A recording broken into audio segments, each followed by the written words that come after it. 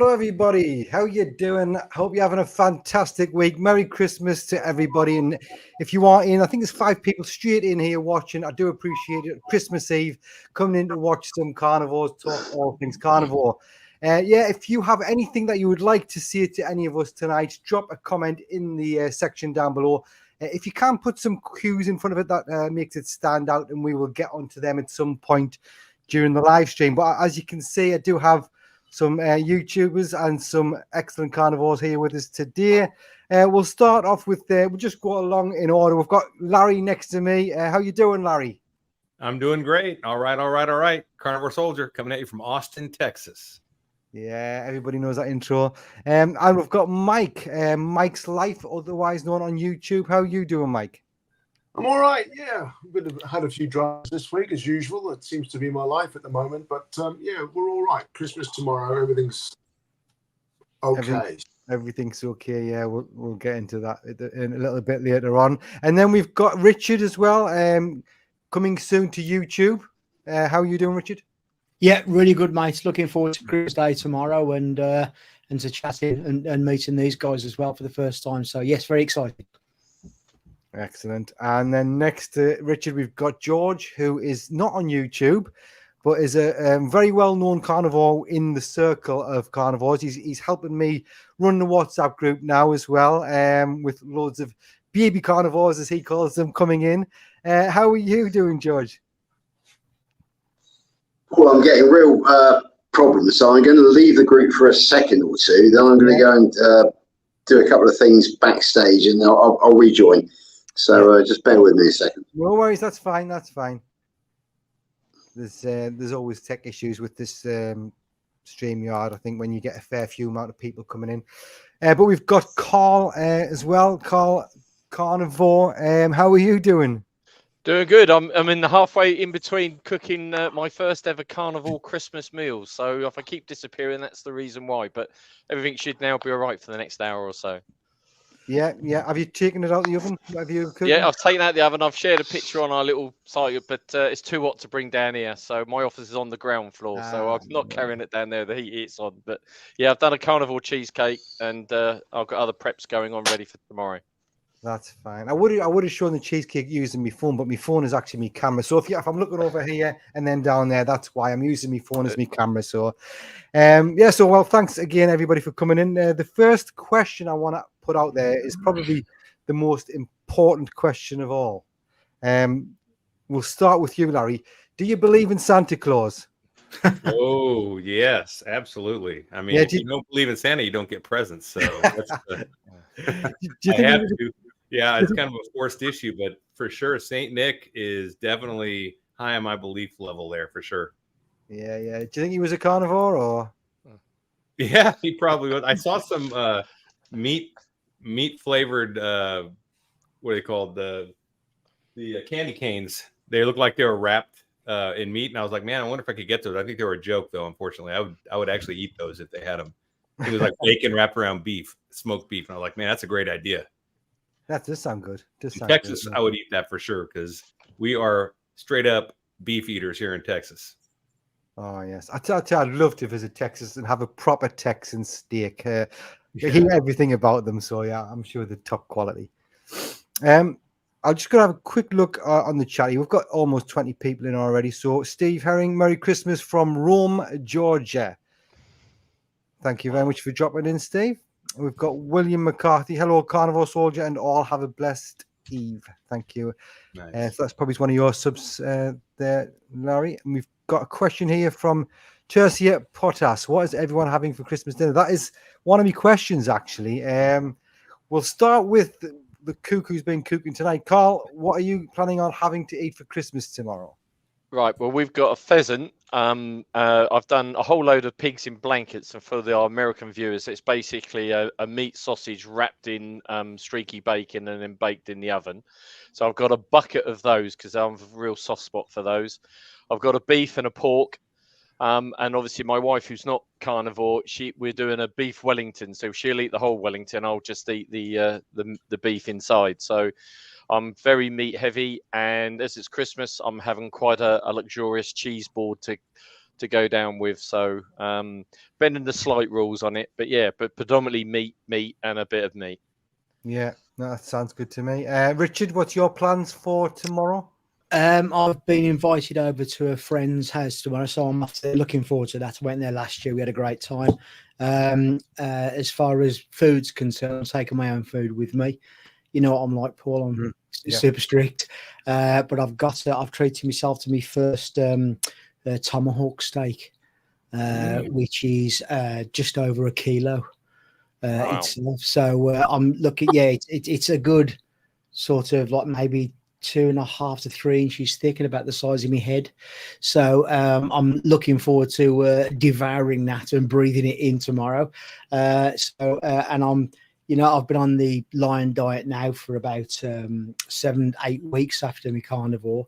But I said I'm going to give myself a treat tomorrow. So I'm prepared to eat other meats just for the one day, and then come Boxing Day back strict onto beef, salt and water until at least the end of the year. And don't forget to keep the bone. You can make some bone broth with it. Well, I do that, believe it or not. Yeah. When I was carnivore, all the bones that I had, the lamb chop bones, the chicken bones and all that, all go straight into a bag in the freezer. And my youngest lad is buying me one of those Instapots for Christmas. So I have made bone broth before, but not for some time. So I'm looking forward to doing that and making myself some bone broth because, it's a nice supplement. That is, I'm really looking forward to it. Excellent. I like how Richard's treat is by going to carnivore. Yes. Yeah.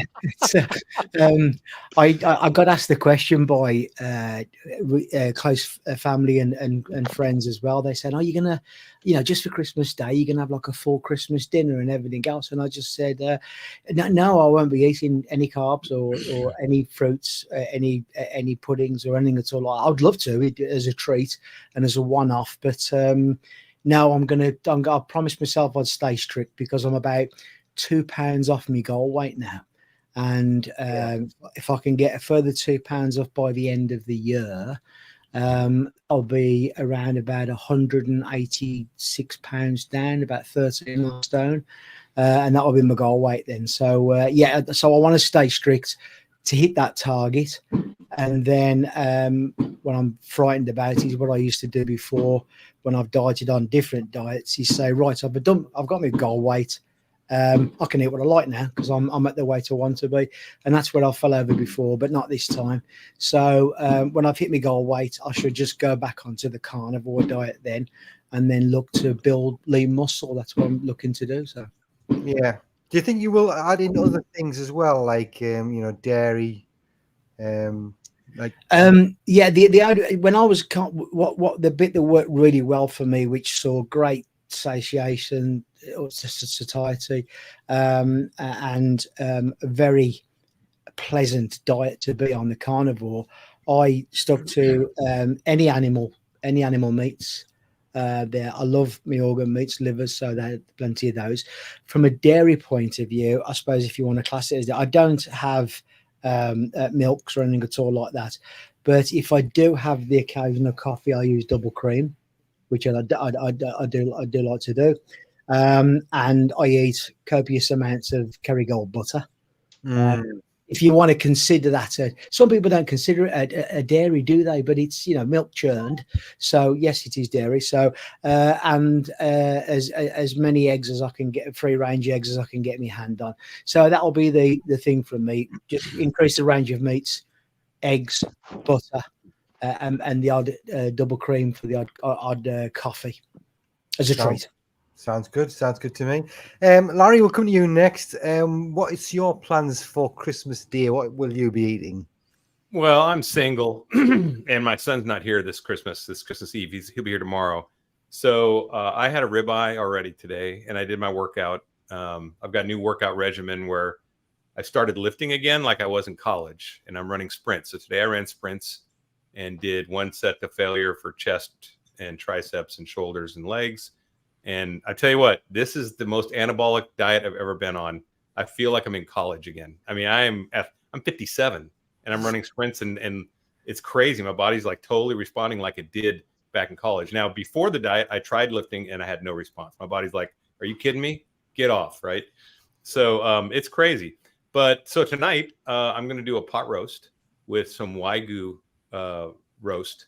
It's going to be really good. And I might do another ribeye because I'm super hungry because when you lift, trust me, you're going to eat double what you do. Because I went lion too, Richard. So this is a good point.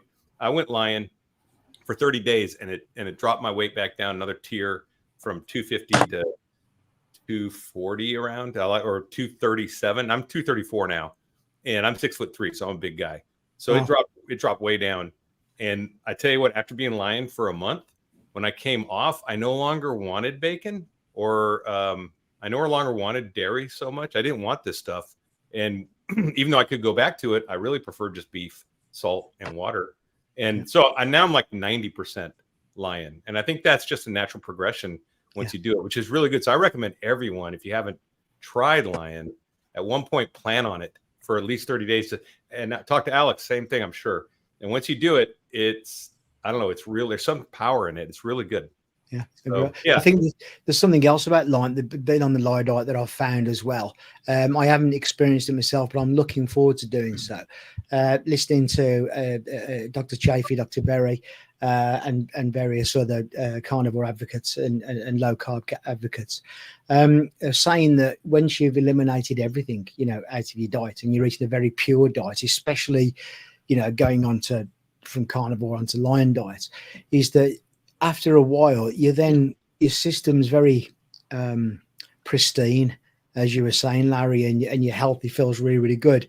So you can start to experiment with, I wonder what it was carb-wise that actually makes me feel ill or causes inflammation or swelling or something like that. So I'm looking forward to adding back in, just from a pure experimental point of view, what happens if I drink just black coffee now? What happens then? Do I get any bad things, everything? Or if I add cream to that coffee, does that hurt? And if I can do that and keep my fat content high and enjoy a creamy coffee every now and again, and it doesn't cause anything, great. So I'm looking forward to that bit, because I feel like yourself, Larry, I feel superb. We're similar ages, and I'm looking forward to experimenting by bringing things back in, which goes against principles a little bit, because I'm one of those people, it's like saying, well, I've packed up smoking now, and then saying, well, I've packed up smoking, I'm a non-smoker, but I'm going to bring back a cigarette every now and again and see how I feel. You're kind of not a non-smoker anymore, type of thing. So I'm a bit cautious about doing that, but I'm strong-willed enough to not sort of lapse back into old habits. But I'm looking forward to a few experiments. Yeah, if I could just add one thing to that. So one thing I did was I reintroduced coffee after lion diet. And over the next 2 weeks, my ankle started hurting, which I have an injury from military service related injury, and then my shoulder both started aching. And they didn't happen exactly the same time. So I thought, well, I've been running sprints too hard on my ankle, so it's my fault. And then I thought, well, I must have slept wrong, so my shoulder's hurting.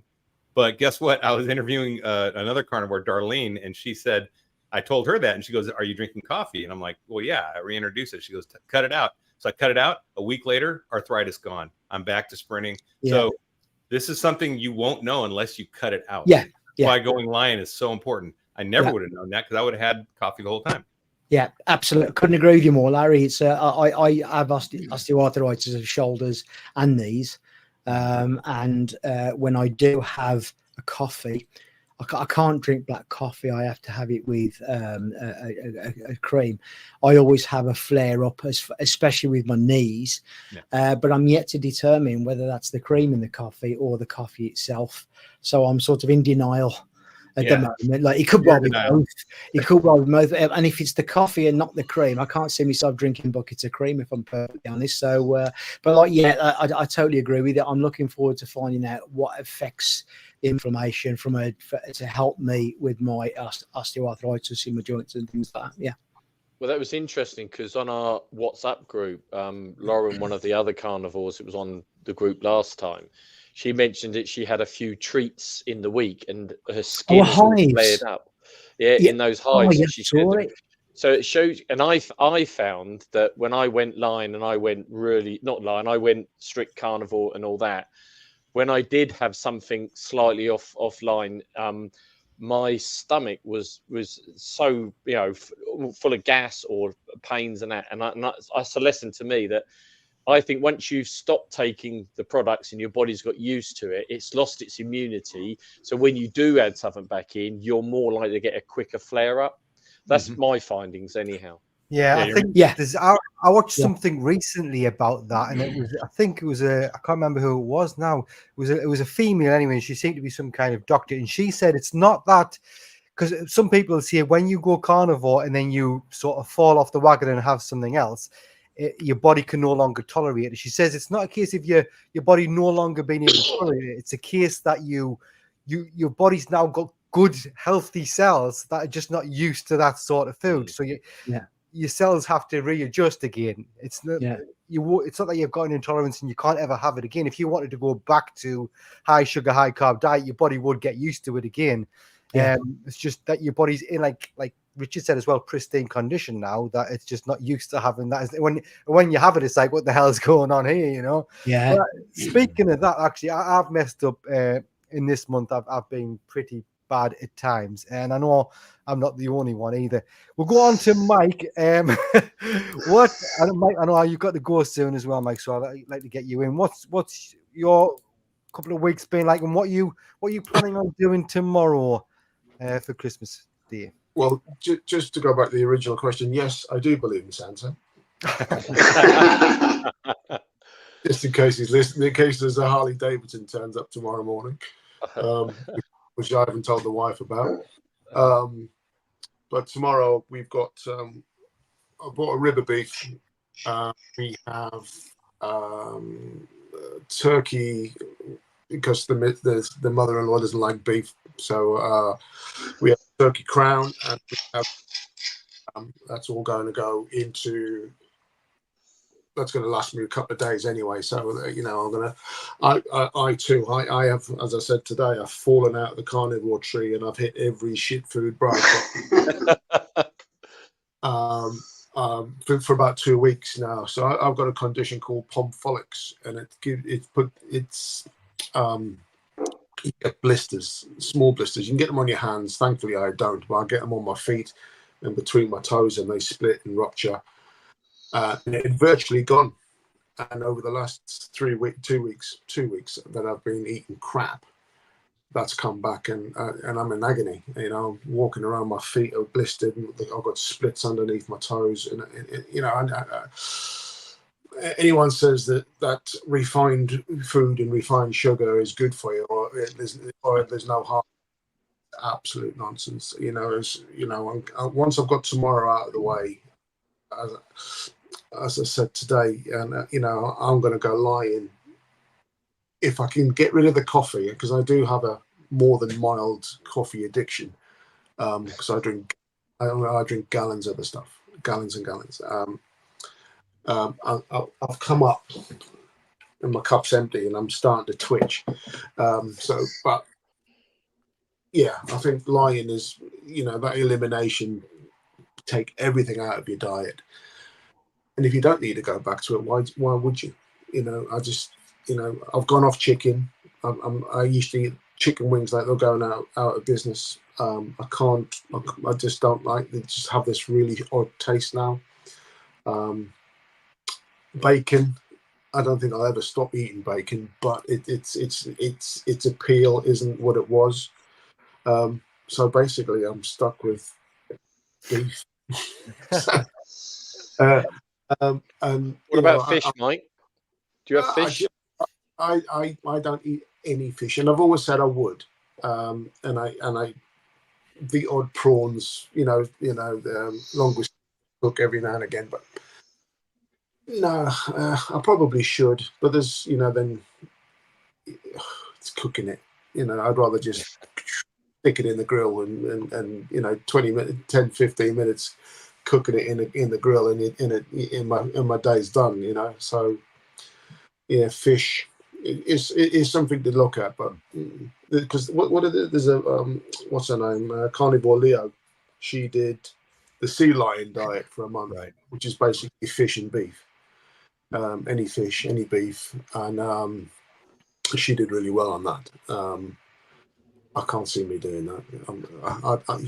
Because she ate beef every day, and it's just too much. You know, I think I'll be quite happy just eating this two sirloins or 2 ribeyes every day. Because the reason I ask is you talked about the blisters with your skin, etc. Omegas is really good for skin because of the oils, etc. So I was just wondering if that would have helped a little. That was all.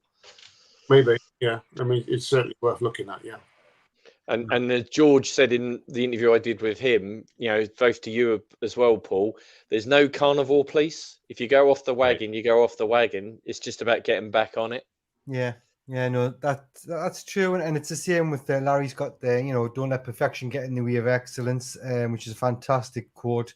I agree with it. I still feel disappointed in myself, like how I've, you know, it'd be unfair to let Mike just say like he's fell off and went downhill, and I've done the same thing the last few weeks. I've been picking at chocolate when I shouldn't have, and so it's because it's all over the house. You know, there's a new baby here, people coming around celebrating, and even before that, it was just like I just seem to have that much to do. I wasn't prepared for it, and I'm using that as my excuse anyway. But it's something that is disappointing. But there's no point beating yourself up about it. It's done. We need to get back on the wagon and like get.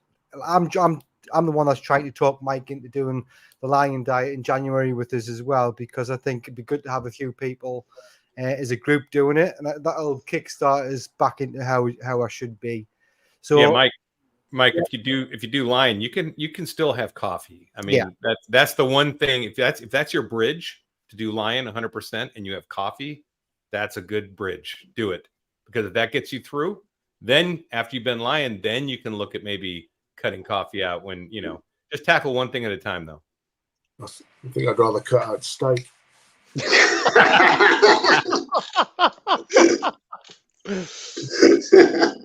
Mike, you could start the coffee diet.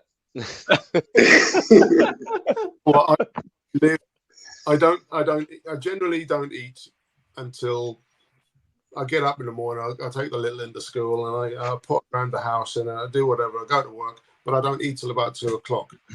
But I've already had 5 or 6 cups of coffee by then. And a cup of coffee with whatever I eat, and I'll have more cups of coffee during the day.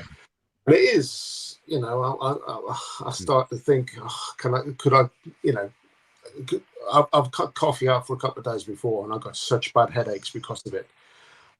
It was like, you know, the old Trotsky, you know, someone stuck an ice pick through my head. It was evil. And I know it's got to be good for me to cut it out, but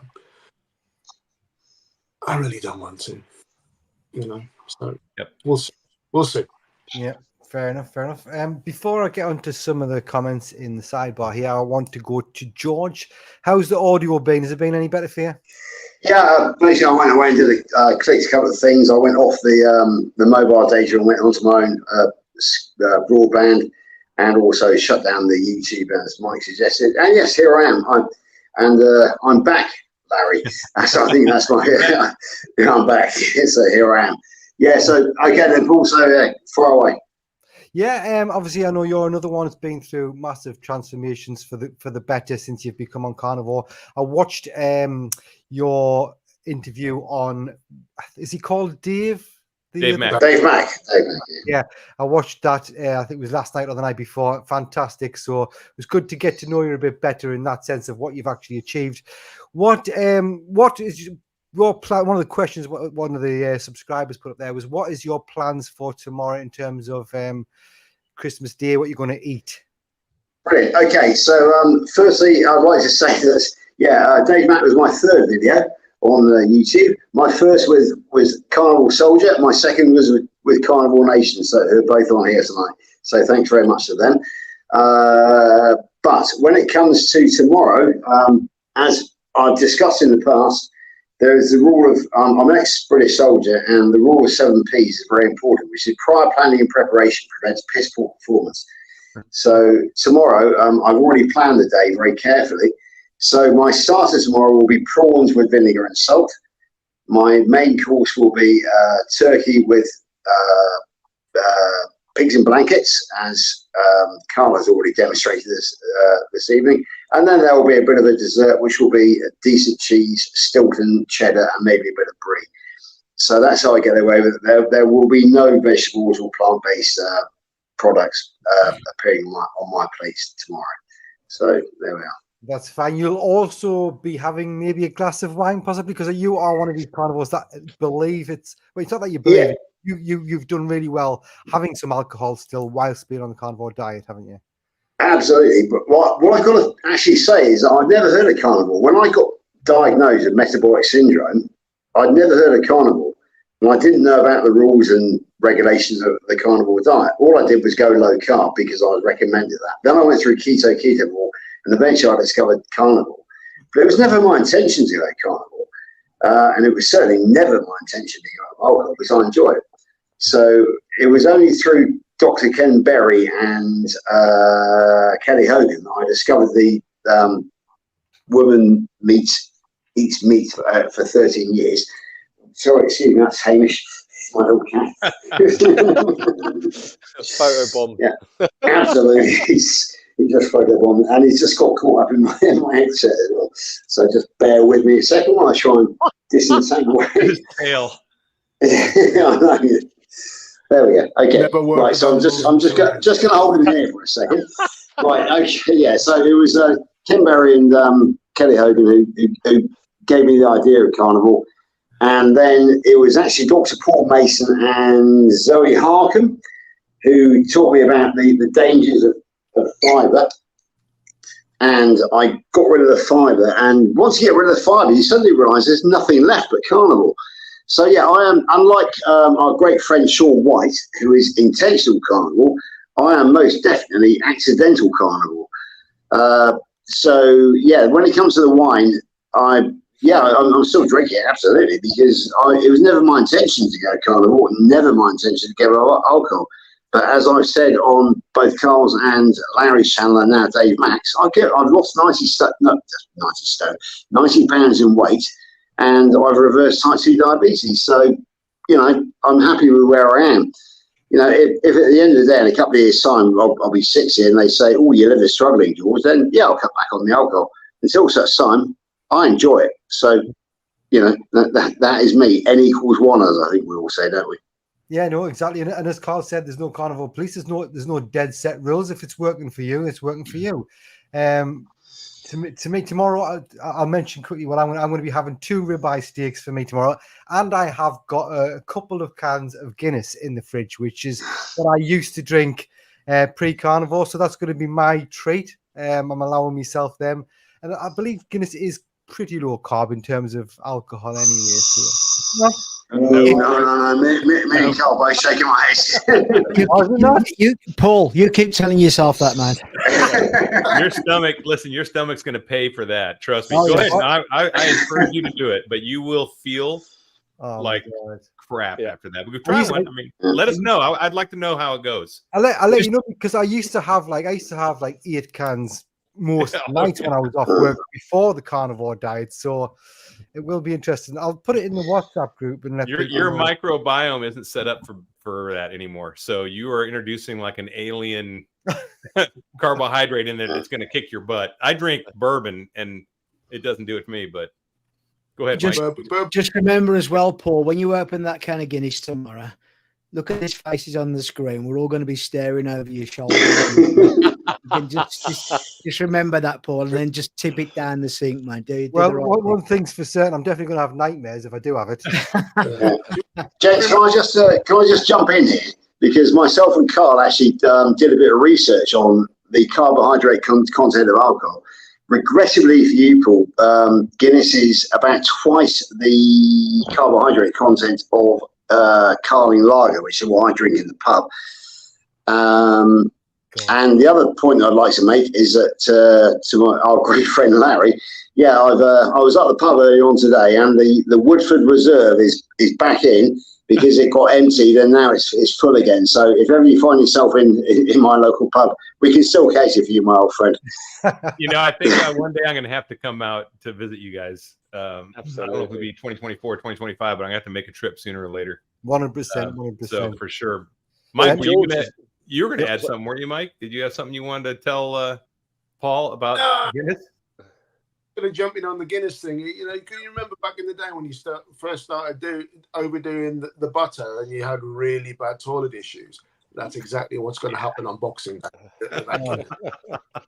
Well, George has got me my Christmas drink. He was the one in our conversation. I've started drinking gin Ricky, and I know you can do it with bourbon if it's not gin, but fortunately my father-in-law makes his own gin, so I've got very pure gin, and I have it with a bit of soda water and just a squeeze of lime, and that's my drink, and it works a treat. But I don't drink it that often, but when I do, it works. Yeah. I think I might be just like sort of, you know, I'm thinking this. I'm doing this lion diet in January, so I'm thinking it's going to be like one final block. I've only got 2 beers, but yeah, I am a bit worried now. It's a good. Do a follow-up video. It'll be a great one for your viewers. We'll be watching. We'll be From the watching. toilet. Yeah. N equals 1. I'll do a short video while I'm on the toilet with A live broadcast. Yeah, so if you want to see that shorts video, subscribe to my channel. Yeah, I'm actually I think last time I checked, I'm about 6 subscribers away from reaching 1,000. So it would be fantastic if I could reach 1,000 subscribers tonight. If you do like this channel, if you're liking this video, just click on the subscribe button. I know this is broadcast now to Larry's subscribers as well, so thanks to you lot for coming in and watching. All of these guys, apart from George, have YouTube channels. Most of you will already know Carnivore Soldier. Mike's Life, that is your channel name currently, isn't it, Mike? Currently. We've got Carl, the Carnivore Nation, and we've got Richard, who's just about to start in January with some great content, I'm sure. It's the the Caveman Carnivore Club underneath his name there. And George, yeah, if you want to see George, you'll have to join the WhatsApp community that we've got going for carnivores. There's quite a few people joined recently. If you're watching this afterwards, I'll put a link, unless anybody can put a link in the chat for us, that would be fantastic. But yeah, there's a WhatsApp group out there for UK carnivores, and just to try and spread the word and build it up here in the UK like it is over there in America. And all of these guys, apart from Larry's in it, but Larry's welcome to join as well because he's a legend to us. So absolutely. Can I just jump in there about Larry for a second? Yeah. Is that okay, Paul? Okay, so you know, when I first started on this route into carnivore, I was a very lonely carnivore because I had no mates. And then I discovered Chief Warrant Officer Larry Allhands, a carnivore soldier back in August, and he was my very, very first carnivore mate in the whole wide world. And you know, I owe a lot to Larry. There's no question about that. But I've got to say that since then, I'm mates with all of you now. We are all mates together, and this carnivore community is just absolutely amazing. It really is. But Larry, and I say, you know, thanks so much for being my mate to begin with, and you know, it's great to catch up with you again on this Christmas Eve, and as it is great to catch up with all of you on this Christmas Eve. So anyway, that's just a little testimony from me. Thanks, guys. I mean, that's huge. That's my whole mission for my channel, is to reach veterans, and not just American veterans, and first responders, because I think we have a mental health crisis, and I'm sure most of you know this, but some might not. But you know, in America, we count 22 veterans a day that commit suicide, but we don't even include Texas and California, which have the largest veteran population. So it's more than that, and we also don't include veterans that OD on drugs when they're self-medicating, which I know many of them are probably suicidal as well. And anyone that served, I mean, knows that you get depressed. I mean, there's dark times, and you know, so I'm here to hold that you know, that hand out to help you up, and that's what my whole channel is. And that's exactly what George is talking about. If I can connect with veterans, which I was just telling these guys, I did last night, a veteran that never heard of me before but heard my podcast contacted me via Facebook and said, hey, you know, how do I start? And I'm like, well, have you looked at my videos? And he goes, what videos? He'd never heard I was on YouTube even. And so I'm like, that's working. It's working. I'm getting out to veterans, and they're reaching out to me, which is exactly what the plan is. But thanks, George. I appreciate that. It means a huge amount to me. Yeah, Well done, no, Eric. definitely 100%. I'm just going to go through some of these questions or comments on the side, because I do like to keep people involved. I took the time to come over and check the channel out. So we've got a Merry Christmas, everyone, from Connecticut. Nice. I've never been to Connecticut, but I've heard it's a beautiful place. We've got, what's the difference? I'm sure this has been answered already in the chat, but what's the difference between lion and carnivore? It's not massively different, apart from in carnivore you can eat any meat. With lion you can eat just ruminant animals, so mainly beef people go for, or you can go with lamb, whatever. And then you have water. Most people will allow, like, they'll not allow, but they'll say you can have coffee on carnivore as well, where you wouldn't generally have that on lion unless you needed to use it as a bridge. And we've got this one here. Merry Christmas all. Tertia rolled lamb breast. She must be talking to somebody in the chat. This is a good one here. So we've got, I haven't felt this great in years. Sleep better. Finally dreaming again. Joints don't hurt. Mood is level, and I lost my muffin top. Seeing abs. Haven't seen those since Navy boot camp. Navy, another sailor. There you go. That's excellent. Yeah, it's really good. I don't know. Has anybody else noticed being able to dream? I've never dreamed. Like, I can't remember the last time I've had a dream that I can remember actually dreaming, if you know what I mean. Has anybody noticed anything different since they've been on this lifestyle in terms of their dreams? Yeah, I'll put my hands up here. Actually, I overdid the cheese the other day, and I had a bloody nightmare. My boss at work, my supervisor at work, is ex-rod engineers, and he's a great mate of mine. And I actually dreamt that he and I fell out at work, and it was a really horrible dream. So I had to wake up on the Monday morning to go into work, and I had to convince myself that it was just a dream, and that my mate Scouse was actually going to be okay with me, and of course it was. But it was that was probably overdoing the cheese, to be perfectly honest with you. So, I'm a bit wary of dairy nowadays, shall we say. Yeah, no, that's fair enough. I never believed that, like, eating too much cheese can give you nightmares, but nor did I until I did till that. Yeah. Anybody else notice anything in terms of dreaming? Or is it just I don't know about dream. I sleep so much better. Yeah. But interestingly, I sleep a lot less. Yeah. I'm going to bed at 11, 12 o'clock at night, and I'm normally up between 5:30 and 6, and fully refreshed and ready to go. But I couldn't say I dream much, but then I never did. So yeah, I'm like Carl. I'm not much of a dreamer, never have been, as far as in sleep's concerned. However, my sleep has improved massively. Not just the quantity of the sleep, but the quality of the sleep as well. I've worked really hard on getting to bed earlier, and trying to get minimum 7 hours in of it. It doesn't always happen, but training and teaching myself to sleep, decent hours, has made a huge difference. Once I got that under my belt, the benefits and the way I feel refreshed in the morning is fantastic. But as far as dreams concerned, not really. I can't say my dreams have changed. Yeah. No, I'd agree with the sense of I sleep. It's weird because I sleep a lot less. I never slept great anyway, but I sleep a lot less. But I'm definitely able to run on a lot less as well. Like, literally, we were talking about as well before we came on air. I've had my newborn daughter on my first night in this house, and I had practically no sleep whatsoever, but I was still able to function quite well the following day.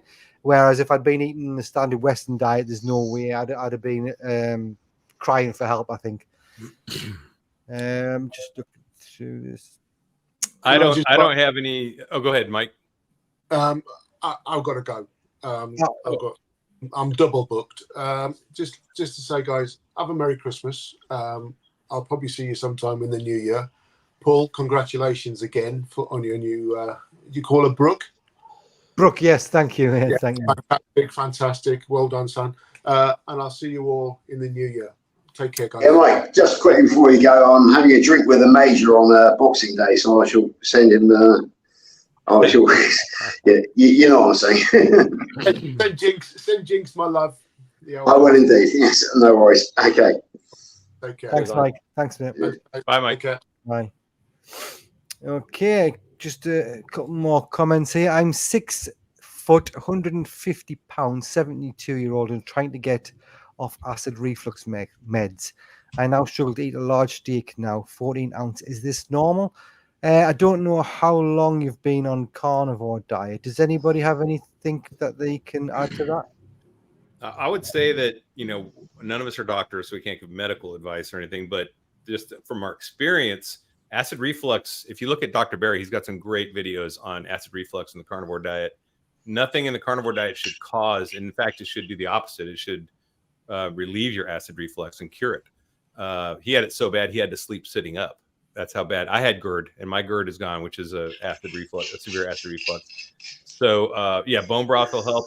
But as far as not being able to eat enough, I think a lot of carnivores, when they first start, again, like Paul said, we don't know how long you've been carnivore.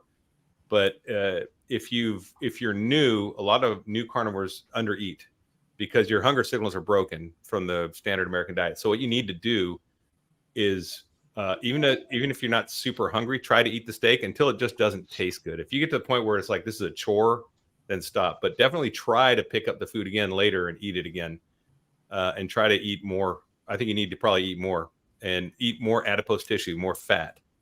That's what a lot of carnivores starting out too. They tend to go to leaner cuts, which is a huge mistake because this is a fat diet. You need to eat a lot of fat. Yeah, that's a good point, because when I started, I went steak, lost a lot of weight quite quickly, then found I got down to the sort of target weight I was hoping to get to, and suddenly I stopped craving meat as such, but I wanted fat.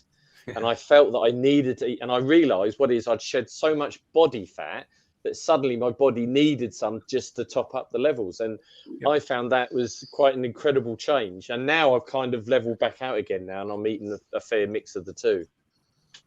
Yeah. Can I just say something here, actually, that, right. Who here has heard of Aldi? Aldi, the supermarket. Absolutely, yeah. Larry, have you got Aldi over there? They have one here in Texas. I don't go to it. I go to Costco, but they have an Aldi. Okay. Yeah, right. Brand new. Okay, so now I get all my minced beef or ground beef for you, Larry, from Aldi, and the cheapest one, it's called the Essentials, which is the cheap version, is 25% fat. Now that's all of my minced or ground beef is now Aldi Essentials, 25% fat. And that is actually the cheapest version.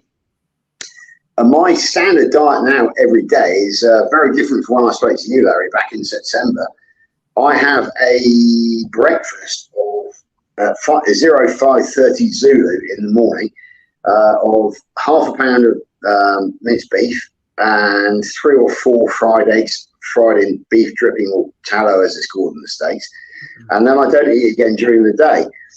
So, it's the best thing to do is to get the cheapest minced beef or cheapest ground beef or cheapest steak, because people don't want to pay for the fat because they've been misled. They think that actually you should pay for the lean meat, not the fat meat. Hey, let's cash in while we can, shall we? Any comments? Yeah, no, I'm the same, mate. I on Lion diet, for the last 15 months, carnivore and then Lion. I've only ever done a 24-hour fast each day, every day. So I'm on OMAD. I eat like you, I eat once a day, but I eat on the evening around about 6 o'clock on the evening, and I'll eat 2 sirloins with at least 1 pack of the minced beef that you're referring to. I get mine from Lidl's. One, because it is the cheapest, which is great for the reasons you spoke about. But I go for it on the fat percentage, doing that, and I eat most of the meat and all the fat without exception. Like you have half a pack of mince. Did you see it? No, I eat half. Sorry, it's half a kilo, isn't it? So I eat at least half a kilo, 500 grams of 25% mince and at least 2 sirloins or ribeyes, depending on which one I take out of the fridge, in one sitting. And that's it for 24 hours. Then that keeps me satiated easily for 24 hours. And you've never sort of went off the mince at all? No. I've kind of, I don't know if this is something Larry might it makes sense to or anything else in there, but I think I've kind of gone off food being what's the entertainment. Yeah, trying to be an occasion or a specific time. I can remember when I was really heavy and also in early parts of a keto diet from there, that I was thinking, I can remember preparing food, nearly ready to eat it, and already thinking about what's the next meal going to be further down the road. However, my attitude, kind of bit on purpose, but my attitude's changed towards food now. It's just a sort of a fuel stop type of thing. So I don't really care the taste and things, but I do really still enjoy the mince. Put some nice crystal salt on it, and I don't think anybody can ever put their hand up, in my opinion, selfishly, and say they get tired of sirloin steak, because it's just wonderful. Type of thing, you know. So that's my thing. So I'm very similar to George. I eat once a day, but I get all my fats and all my nutrition in that. But I look at it as just a fuel for the lifestyle that I'm carrying out at the moment, and that's it. So it's not a reward system for me or an event, a daily event. So I fast 24 hours every day, and then just have 1 meal a day, and that really works well for me. Absolutely, yeah. Larry, was it you who I think recently said that the idea of breakfast, lunch, and dinner is a modern day construct rather than an ancestral thing? Would you like to explain that on here? Because I think it'll be useful for our viewers. Yeah. I mean, if you look at evolutionarily, right, I'm sure the cavemen running around with spears hunting mammoths were not eating breakfast, lunch, and dinner.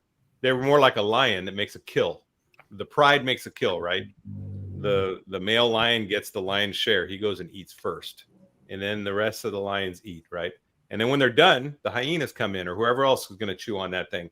But they eat once, and then they lay around, man. They're probably not even hunting for a while. They're like, all right, I'm full, I'm good to go. It's a natural fasting cycle. But guess what? The next day, they may not make a kill. They may just not have an opportunity. So they may go a whole day without eating. So it's not like a planned, structured thing. And I think, what we've done in society has made this structure. And especially when you look at like the history of breakfast, I mean, that's Kellogg. That's the Seventh-day Adventist invention, right? To sell their grains. I mean, it's literally totally fake. So I think that breakfast, lunch, and dinner are a construct. And here's the deal. When you're on a standard American diet, your hunger signals are actually broken by design. So you're always needing to eat. You're always hungry, and you're always snacking because you have to. If you're not, you feel miserable. Once you go on this diet, I eat, and then I just go for hours and hours. I might go a whole day and not eat. I had a ribeye today before I got on this call. Tonight, I'm making these the pot roast, but I may not eat it. I'll probably taste it, but I may not be hungry. If I'm hungry, I'm going to eat it. And Richard, to your point, when I went lion, I did what you call minced meat, which is ground beef here. Yeah. Exclusively when I was lying, pretty much. I had a couple steaks, but I just found the convenience of going with ground beef and having the fat ratio I need guaranteed. And it was easy to digest too, super easy to digest. Now, since I've started lifting heavy, I'm telling you, George, I feel like I could get back on the rugby pitch and play almost. I'm getting fit. And I've switched back to eating 1 or 2 steaks a day and occasionally having ground beef, because I think the steaks have all the connective tissues and stuff, the things that, I don't know, it just, to me, I feel like I'm getting a better quality of meat with the ribeyes. So I just, you got to learn your body, and that's part of becoming a carnivore. You have to hone your skill and keep educating yourself, and also testing. Mm-hmm. Yeah, no, 100%. So, well, have a look through. So, I'm sorry, I do apologize if I've missed loads of comments. There's been loads coming through here. I'm just gonna have a quick check, see if we do have any questions. Good afternoon from Copper Hill, Tennessee.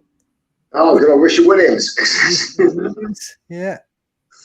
And we've got Thomas in distilled. Sorry, Paul, can I just say that Richard Williams is he appears on every channel, and he always sends his greetings. So he is basically sending a comment, which is helping us to build the carnivore community.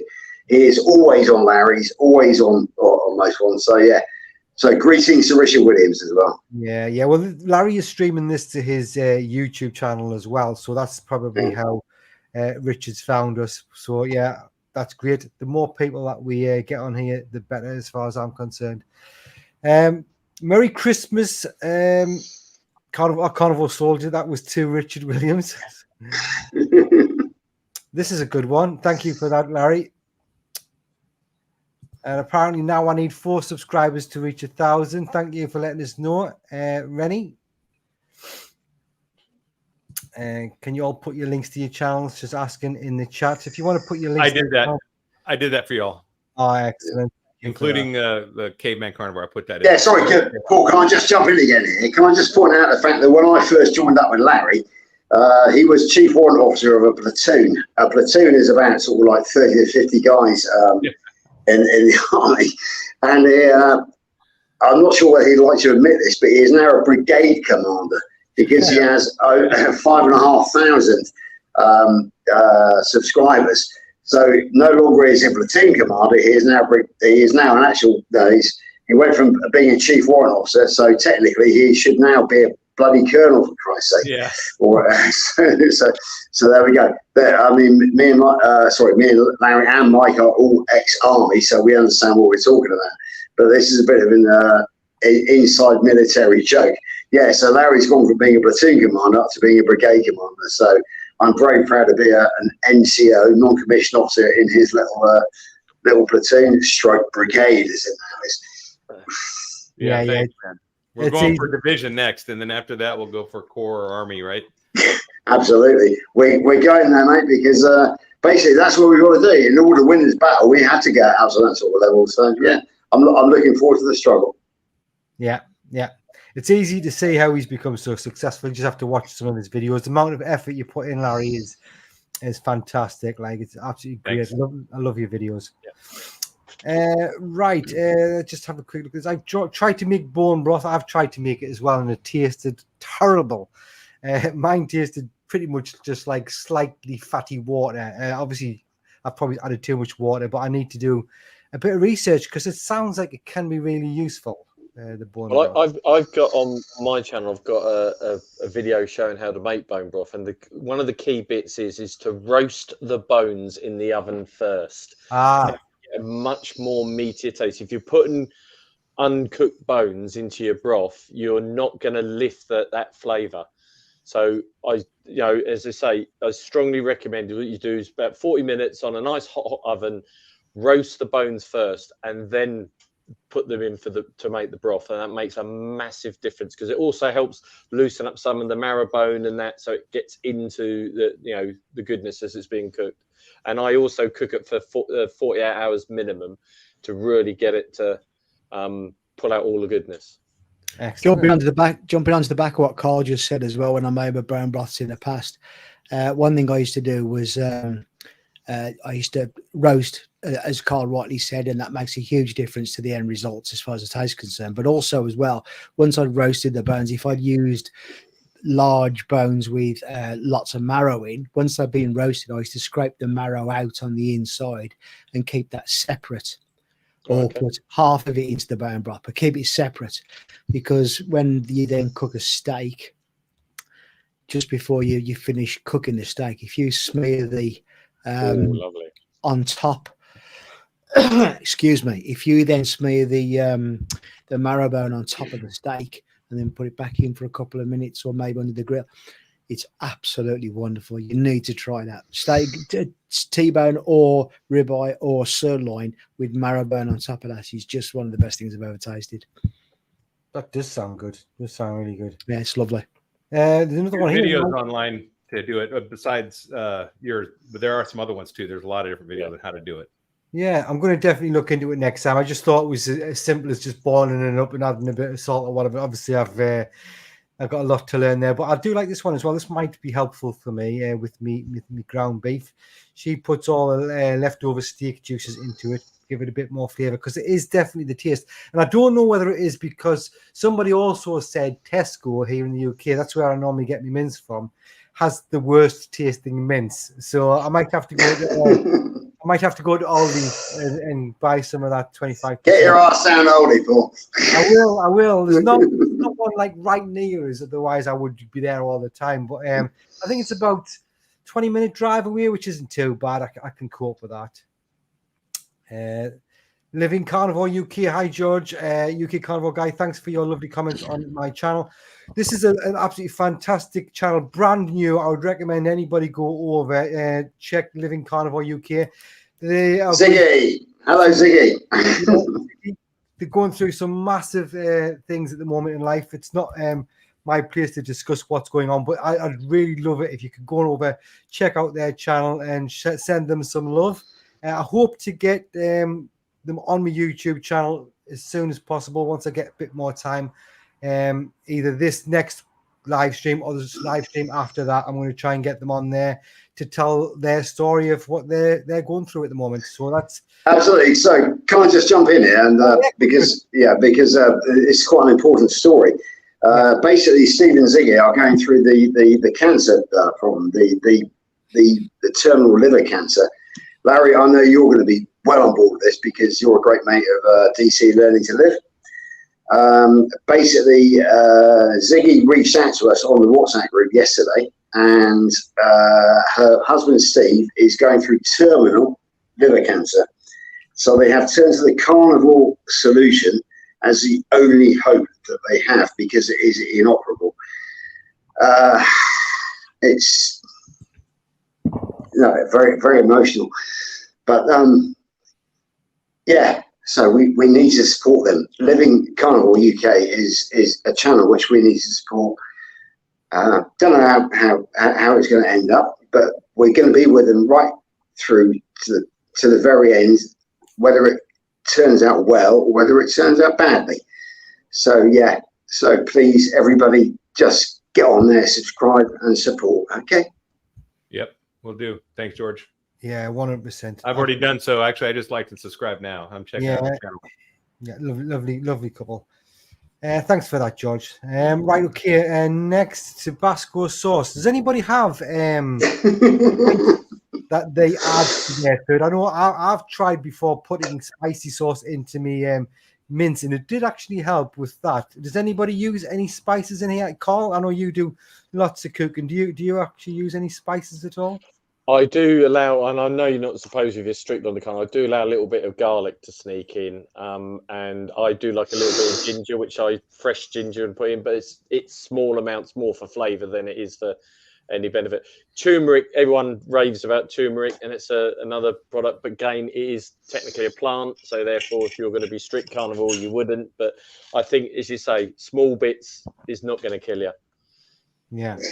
Okay, Tabasco specifically, can I just jump in here? Yeah. Basically, I have one of those old-fashioned spice racks or spice like shelves that we've all had for years and years and years, and we've never bloody used, have we? So what I'm doing is I'm gradually using, as I'm transitioning, I'm gradually using, I've got rid of all the chili powder now, all the turmeric, and the one thing I'm left with is a little bit of Tabasco. So I'm using that bottle of Tabasco at the moment, even as we speak. And once that's gone, I will not replace it. But actually, it's quite nice for my my breakfast minced beef and or ground beef and eggs. So I can't complain. But on the other hand, I won't replace it. No. Yeah. When I started carnivore, I did do Tabasco and hot sauce, and then I got rid of all seasonings, went lion and everything. But now that I've been off lion, I have made chili, so I brought in a couple things. Yeah, $9.99. You're there. Yay. Thanks, Richard. With chili, I actually do stewed tomatoes, and in my chili, it's just meat though, no beans. I do a Texas chili. I do chili powder and cayenne. So I do make a traditional with paprika. And then, so I do occasionally, but that's not my main food. That is an occasion food, right? I've also done like a keto chow. My sister made this for Thanksgiving. It was a pumpkin spice soup with sausage. Ooh. And it was made with keto chow pumpkin, like their mix. That's the flavor that's in there. And it was a can of actual pumpkin. It was really good. I can share the recipe if you guys want it. Amazing soup. My son loved it, so I made a whole batch and I put it in the freezer. I eat a bowl. I'll eat a couple bowls of that. So I'm like George. I'm a successful carnivore, and I know my body and I know what I can do, and that's something I can do. So it's part of the exploration and experimentation you need to do. Yeah, I wouldn't start my diet doing that. I got to clear it clearly. I did not do that in the beginning. Okay, don't start doing that. No, and I won't be asking Richard if he puts spices on his food, because I know for a fact he won't be. He wouldn't have done that. You're absolutely right, mate. I don't, and look what just happened to Look your at channel. that. Excellent. But no, I don't.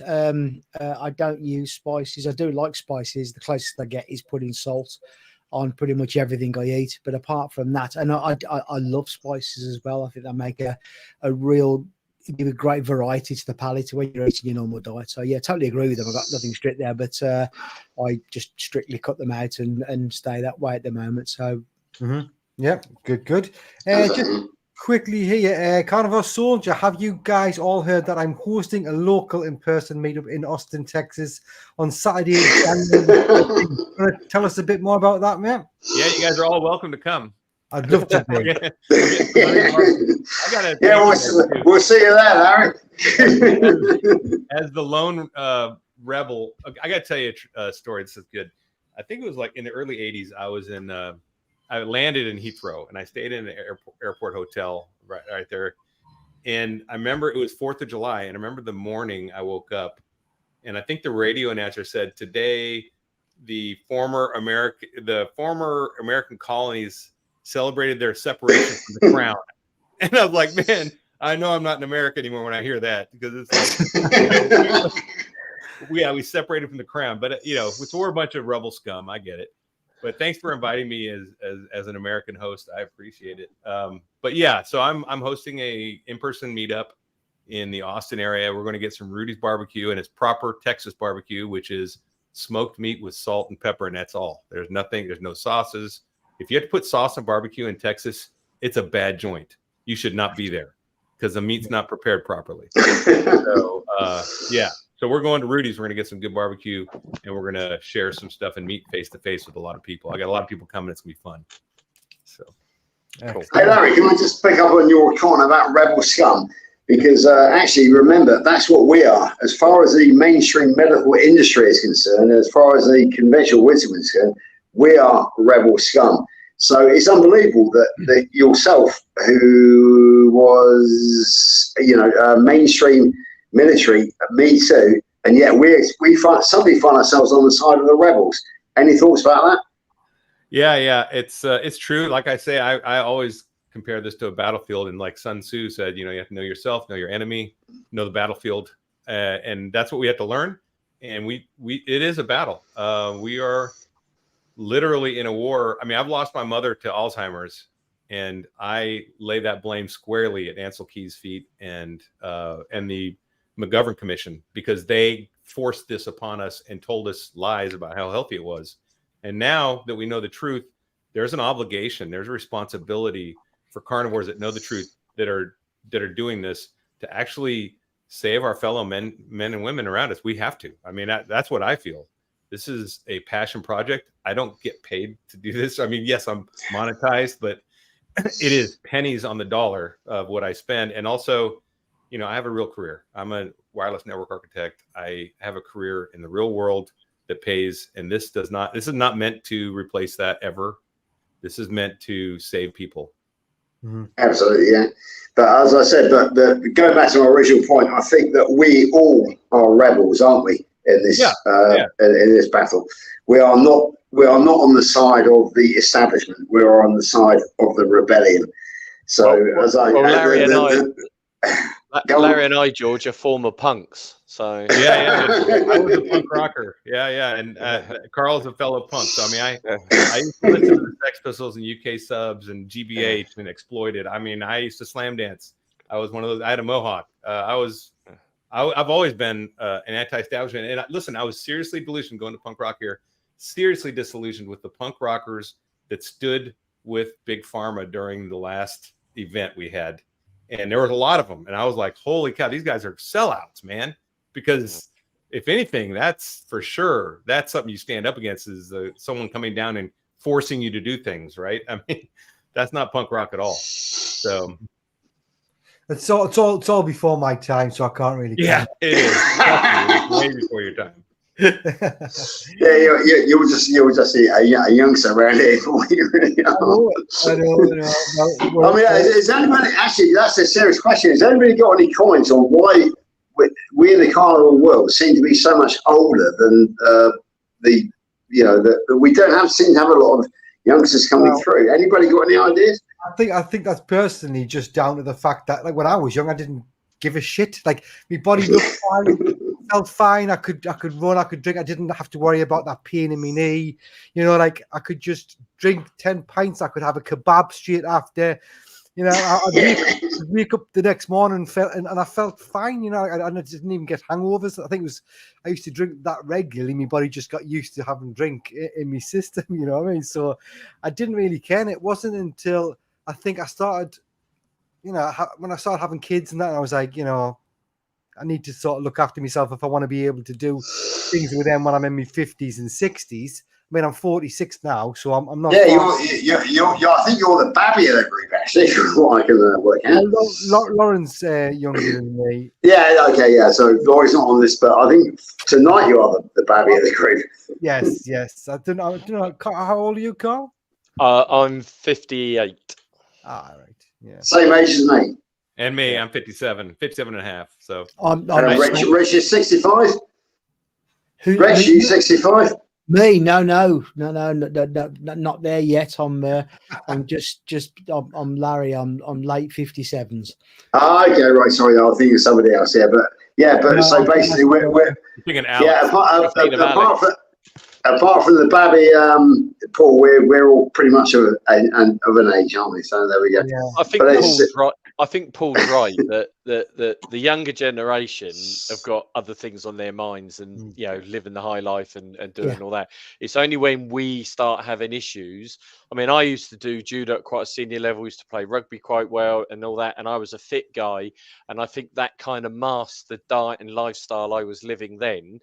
When you're later on and you suddenly find issues, you start looking for solutions. And I think that's why an older generation, although, as you saw for my interview, George, with my nephew, James, he's done brilliant. And he's got loads of his friends now doing it. So, you know, some with Crohn's disease, some with other conditions, and are finding huge benefits from it. So it's getting there, but you know, I've filmed something I haven't pushed out yet about how I feel how I sympathise with vegans now, and that's the angle. But what the story is when I go to a restaurant now, I can't get anything through a carnivore. I'm having to shift the meal to make it suit what I want to have, and that was the sort of the context I was doing. We talked about the carnivore restaurant that's now opened up in the UK, and we hope that has huge success. But I go into places now, and if they recognise me, they know what I'm going to order. But if they don't recognise me, it's a night, and they look at you like you're some sort of alien when you're saying, "No, I don't want any chips. No, I don't want any veg. No, I don't want any salad." And they're looking at you like you're some sort of lunatic. But that's coming. We've got to fight that, and it's coming. Well, we do have some young people. My son is 14, and he's a carnivore now, and he has felt the capability of the carnivore diet in his athletic performance. And he is a true believer now. And I know there's families raising their children to be carnivores. I'm interviewing moms that are doing it. And there are generations rising up behind us, which will have the truth and will know. My son knows the truth. You know, he knows it's all a scam. He totally accepts that. Like I said, when he started in July, and this fall when he ran cross country, he took 3 minutes off his 3 mile time from 24 minutes to 21 minutes and set PRs on every race and passed guys he'd never passed before and placed in his first race, which is a top 5 finish. And then in soccer this season, the last weekend of the soccer season, they had a tournament and he played 3 games and didn't sub out once. And he came to me afterwards and said, "Dad, I didn't get tired." I'm like, that's crazy. But I think part of it also is just a lack of experience. I think critical thinking requires some kind of experience level too. That's why we don't see a lot of kids or young people embracing stoicism. You know, you have to have some life experience, I think. And so we're going to be the first, right? We're the tip of the spear, right? And then I think what'll happen is people will see what's happening, and like they'll see stories like DC and they'll you know, DC Learning to Live and George and then they're gonna actually turn their lives around, because actually the diseases are affecting younger and younger people. So there are people in crisis like intentional carnivore Sean White. You're gonna see younger people embrace it. So it's just a matter of time. We just have to keep getting the message out. We have to hammer away. Sorry, one question for you, Larry. You're talking about the athletic life of your son, and especially with you now working out. What I've noticed is my recovery is so much better. I used to do extreme charity events. I did the London Marathon, the medieval suit of armor. I did the rat race, which is a 20-mile assault course, stupid things like that. But my recovery would take weeks, where now I'm doing a decent workout and I'm good to go, you know, the next day without any aches and pains, instead of having to have an ice bath to try and recover my legs, you know, and things like that. Are you finding the same with that, Larry, with your workouts? Yeah, I used to work out 3 times a week when I was in college, and now I'm working out 5 times. Well, I played games too, though, so I can count. But I work out 5 times a week now. I take Monday and Friday are my days off, and I work out till failure. And I'm lifting weights again. I'm sprinting, and I feel fantastic. I mean, it's hard to believe.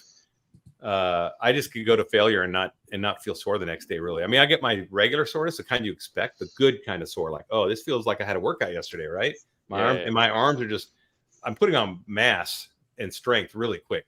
But that's your muscle tissue growing, isn't it? Yeah, it is. Yeah. And it's just, but I tell you, feeling athletic again at this age, I never thought was a possibility.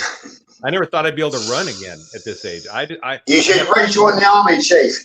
Yeah, since 2017, I hadn't run really. I'd been doing on what's called a walking profile, which means during the PT test, I would have a 3.5 mile fast walk, which is a march, a forced march, kind of at that speed, rather than a 2 mile run, because I could not run because my ankle was too bad off. So I tightened my boot laces really tight, and I do that speed walk, and I'd make it. Now I'm running sprints, and I just thought I would never run again the rest of my life. I just thought that until maybe a month or two ago.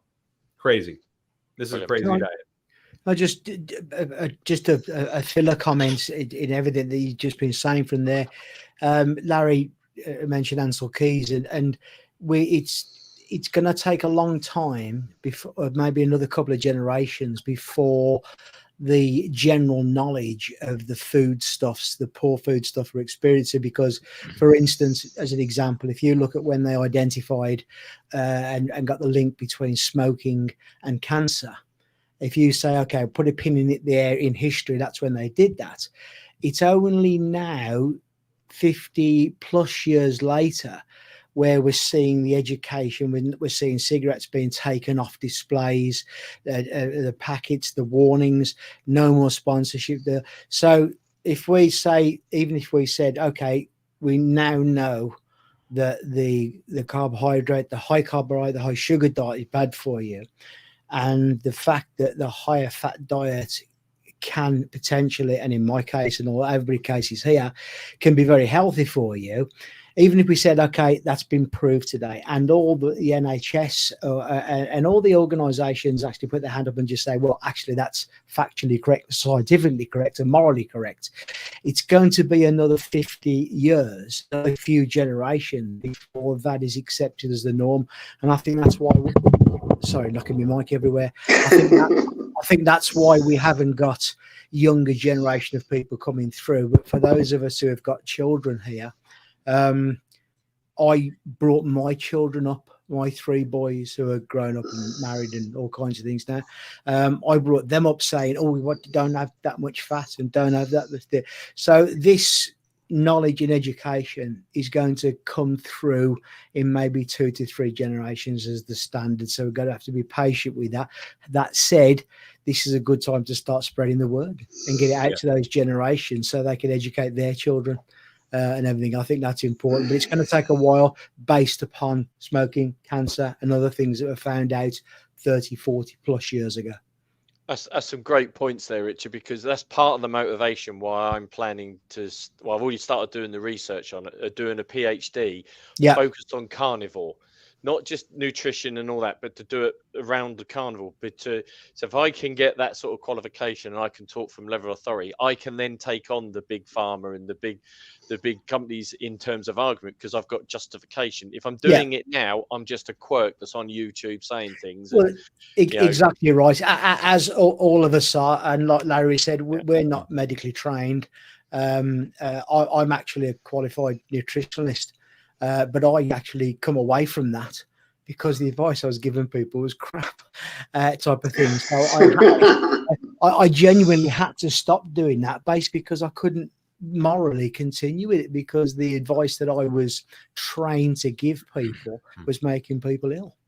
I'm a massive fan of Professor David Diamond and some of the research. That I've listened to a lot of his stuff, and about the fat. And I've got that book that the group that they did, and it honestly, it's shocking, eye opener. Yeah, it's terrible that it has to be shocking. When you mentioned him before, I went away and listened to a lot of his stuff on YouTube and things like that. And yeah, very, very good. The guy I like probably more than anything else. I'm just about 2/3 of the way through his latest audio book, which is called Metabolical.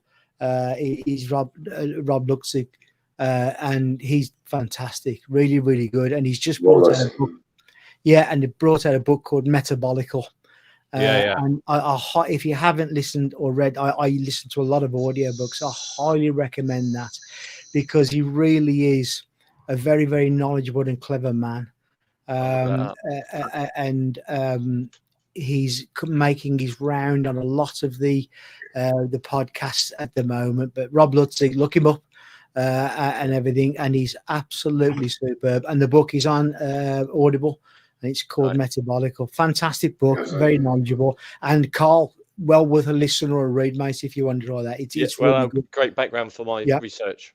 Yeah, I'd add Zoe Harcum to that too, because she is too right. And the best thing about Zoe that I really appreciate is she breaks down all these studies and basically makes what we call a cliff note over here in America, a short version of it to, distill it into a simple few paragraphs. This is what the study says. This is what they did. And not only does she do that, but she actually challenges the people that ran the study with her findings and lets them respond and includes them if they will. And it's really good. And she has it on a webpage. So you can go to Zoe's webpage, and it basically look up almost any study that's been done, these Harvard studies that are just all brilliant BS. It's a great, so if you're looking for resources, if you don't know about it, Carl, that's a good one. Definitely, I'll look that one. I've made note of both of those. Thank you, guys. Yeah, definitely. There's lots of good people out there. I mean, even on YouTube, we're lucky we're living in an age where we can get all this information free of charge, isn't it? I mean, when I was a kid, like you'd have to buy like encyclopedias and stuff, to find knowledge. It's like getting a university education if you want for free, basically, just your time. And Richard, I think the fact that you are a certified or were a certified nutritionist gives you a lot of credibility when you do speak on the carnivore diet, because as someone who is an expert in the standard diet, to veer away from that and to give your experience, that gives you a lot of more credibility than someone's a current to me a current thank you, Larry. Yeah, absolutely. It's I think as well is the amount of weight I've lost and the method I've done it. It adds credibility. It's very difficult. I had somebody say to me the other day, "Oh yes, but I think we've all had this said to us many times, is that, high fat, it's not sustainable, you're going to get a heart attack," and all these wonderful repetitive comments you have. And I had somebody say, "Oh, it's going to kill you, that is." And I kind of said, "Look at me. Yeah. You've known me for years. Would you say that I was healthier now than and my physique and my leanness is better than it's ever been?" And he kind of sort of said, "Yeah." And I said, "Well, how can you say that it's going to kill me when you can see it's made me very healthy?" And not just that, with all my blood works as well, type of thing. So it adds credibility. Absolutely right, Larry, and whatnot. So I'm in an educated position to tell people not to do that on what I've been educated on, so which is kind of crazy type of thing. But I do that on a regular basis and say, this is what. It is funny that when like yourself, you were obese or morbidly obese. I was heading Yeah. toward morbidly obese. I was pre-diabetic and all that. No one's worried then. Yes. Suddenly you start doing this, and they're Yeah. like, "Oh, you shouldn't be eating like that." And I'm like, "Hang on, look at, as you say, look Yeah. at me. I Yeah. feel brilliant. I'm, Nobody they- nobody ever said to me, put that pizza down. yeah, Right. Exactly. Yes. Yeah. People, in fact, a lot of the people around were feeders. Oh, should we get a pizza? They were happy to be doing things my way, even though I was, you said, Carl rightly so, morbidly obese. I was actually beyond that. I was sort of, I don't know what comes after morbidly obese. No, exactly. Can I just jump in here, guys?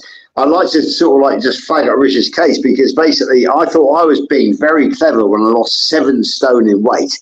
And Carl, I think you lost about 3. Larry, you lost a few kilos. Paul, you didn't need to lose any. But Rich here, he lost bloody 13 stone, almost twice as much as I did. So that is just absolutely incredible. It really is, So I thought I was a champion, but I wasn't anymore. And George, to put that into context, I'm 13.8 now, so you've lost me. Yeah.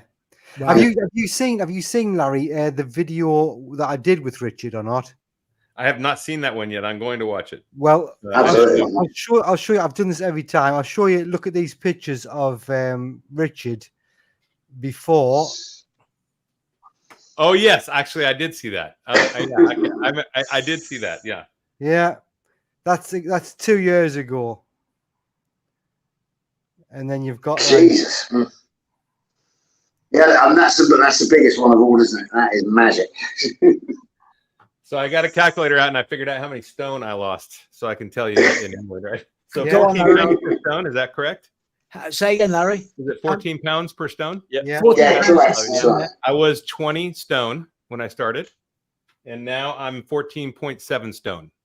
So brilliant. That's amazing. So I did lose some weight. There you go. Yeah. And actually, I'm leaner than that picture on the right now, and actually have more muscle. But I weigh the same. I'm still at 234 pounds. But I went down an inch on my waist because I had to go get new pants. I'm going on a date. I'm a single guy, so I'm going on a date, and I had to go buy pants for it. That's where I'm at. I didn't buy more than one pair because I'm not sure where I'm going to stop.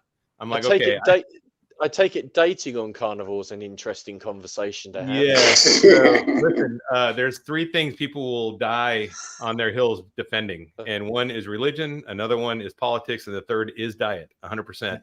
And so what I do is when I meet someone online or whatever, I throw on my YouTube channel, and either I never hear from them again, or they might. That happens a lot. That's fine. I'm good. That's a filter, right? Or they'll be interested. Or like in this last case, the first thing that she sent back after I sent her the thing, she goes, "You interviewed Dr. Chafee?" I'm like, okay, this girl's got potential. And then she's a carnivore. I'm like, holy cow. Ding, ding, ding, ding. I hit a carnivore within like 10 miles from my house. What are the odds? When are you getting married? No. Can I just jump in here, guys? Carl, a quick tip for you. Every Thursday morning after Larry's done his Wednesday hump day meetup, I listen to that on the way into work. And we always hear about Larry's dating experiences on there and the difficulties of being a carnivore on dating. So yeah, if you want to hear about Larry's dating experiences, Thursday morning, get the catch up with the Wednesday hump day meetup. Yeah, the hump day meetup. But it is interesting because it is foundational, and I've gone on dates with non-carnivores, and I just order meat and give them my sides, and then while I'm watching them eat the salad with dressing, and they're adding all this dressing, I'm like, oh my god! So I remember one girl I went out with, I'm like, would you eat that salad with no dressing? So, and then she's like, well, that wouldn't be good. I'm like, well, so do you like the salad, or is it you just want the dressing? Because you can put that on meat or something, I guess. But just drink the bottle of dressing, just get it. It's a dressing delivery system. The salad is, I think. Yeah. Yeah, but no, I do love to watch. There's so much content on YouTube, but like I There haven't is. got the time to watch everything. I try to watch the best whatever I can, and like see all these stories of how this carnivore has changed people's lives. I've even got pictures on here of like there's Mike here who was on earlier on. You can see Yeah. he lost lots Yeah. of weight on this diet. You've got Alex who comes on quite regularly, an incredible job, and even if it's not just weight, like. The health benefits are massive for so many people. Lauren will be a testament to that. She's got a YouTube channel, Farmer's Wife, Farming Life, I think it is. Go check her out as well. She's a lovely girl. But yes, we've had a good discussion. It's been going an hour and 25 minutes. So I am going to. Is it really? Crikey. Wow. It goes right by very quickly, doesn't it? In that case, over here in Zulu time, it's very nearly Christmas Day. Larry, it's only about midday your time, or what time is it now over here? Yeah, +6. Okay, that's right. Yeah, that's right. Yeah, yeah, we're very. Santa Claus is very nearly here. Yeah. I hope you all been good, so you don't get a lump of coal. Absolutely. Well, in our case, it'll be a Brussels sprout, won't it? That would be bad. Well, going off what you said earlier on about Guinness, I think I'll be getting the runs. So That's a better choice. yeah. Before we go though, if there was somebody that was watching this video and they did manage to get like an hour and 26 minutes into the video, they were thinking about doing the carnivore diet, something they've been thinking about. Could I just quickly go around and give your little bit of advice of what you would do, who you would go and check out? You know, bearing in mind it's like basics day one. What would you advise them to do? Can we start with you, Larry? Yeah, well, I do have a starter playlist, like getting started playlist. It has the first 30 days, 30 to 60, and 60 to 90. I would check those out. But in addition to that, the ones that were valuable to me were the doctors pretty much. I went to Dr. Chafee, and he has a lot of great videos, and Dr. Berry. Those are the two that I really leaned on when I first started learning about this. And the other thing is I would definitely make it your habit, your daily habit of getting, and not only watching a doctor, but then find a YouTuber that succeeded and watch their success story, because it'll motivate you, because it's tough. The first couple weeks, not easy. I'm not going to lie. But afterwards, you achieve carnivore zen. And that's what I like to call it, because everything just evens out and you're on an even keel all the time. Low stress, no depression, high energy, and a constant energy. You're not dipping and raising, and great sleep. So I would just say do that. Yeah, make sure you keep looking at videos and supporting these, and also like and subscribe, because we need to get the algorithm. The algorithm is not friendly to carnivores, because the WHO has determined that we are outliers. Like George said, we're rebels. So the way you're going to have to do it is like and subscribe. And then if you find a video that you found value in how to start or whatever, then I would go ahead and share that in social media, Facebook, Instagram, Twitter, get that stuff out into more people. That's the only way we can get this thing to work. Excellent. Thank you, Larry. Carl, can you add anything to that? Well, yeah, as I say, when I started off, it was Dr. Berry, Dr. Chafee. But I will say this, I'm not, because he's just on here, and I said it on my interview with Larry. Larry was a major inspiration for me. I started following his 30-day, 60-day bit, and that was it. That was the key point for me. So I think what Larry puts out, he's got a lot of content there. You can get lost in his level of content, but it is quite easily referenced, and I would highly recommend Larry as a good starting point. Excellent. Thanks, Carl. George? Yeah, the main thing I want to say is just the carnivore community. It's just unbelievable. It really is. You know, it's when you join it, you will just find friends. All of us are absolute mates and real friends. Today, I have had one of the most amazing Christmas Eve I've ever had in my life. Why? Because I've had an excellent sirloin steak. I've drunk some good wine. I spent it with my wife. But all the way during that time, I've been chatting to all my mates online. Yeah. And Larry, I'd love you if you could join on the WhatsApp group from abroad. That'd be really good, because that would like complete it for me. Yeah, it's just the friendliness of the carnivore community. The fact that we're all in this together.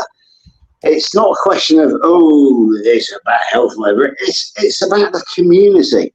We are so much supportive of each other. And yeah, as I said, looking around the screen tonight, have I ever met you guys in person? No, but I know you all. I mean, I love Larry as my brother from another mother from across the pond, and Paul is my old mate, and and Carl is up in Ipswich, which is about 200 miles away from me, but we're working on a project together. So yes, it is the carnivore community. That is my go-to tonight, really. That is join the carnivore community, and you will never be lonely ever again. Thank you. Yeah, no, that's totally spot on. If anybody is interested in joining the WhatsApp group community that we've got started up, leave a comment in this video somewhere, and I'll get back to you and send you the link, or I'll try and put it at the bottom of the video at some point. It's best to open the link up in your phone browser. It'll take you straight to the group. I'm downloading the app now because I don't have WhatsApp, but I'll join. Send it to me when you get a chance. You can email it to me. I'll send it definitely. Get on WhatsApp, Larry. We want you on our group. It can get quite busy sometimes. It can be quite a lot going on there, but you can just mute it and then go back on whenever you do whatever you want to do. Also, Richard, what would you give as advice to somebody? To anybody looking to start? Yes, yeah. I would say there's one thing that always comes to my mind if I want to begin something or stop doing something that's said to me years ago, and it really stays with me. And it says it takes 30 days to make or break a habit. So we're sitting in front of you now as carnivores in various levels and strictness and what have you. You can see that this thing works. So what I would say to anybody is, go onto these guys' channels, onto Larry's channels, onto Carnivore Nation, onto Paul Carnivore Guy channels, and spend 20 minutes a day. Look at some of their videos and listen to the information.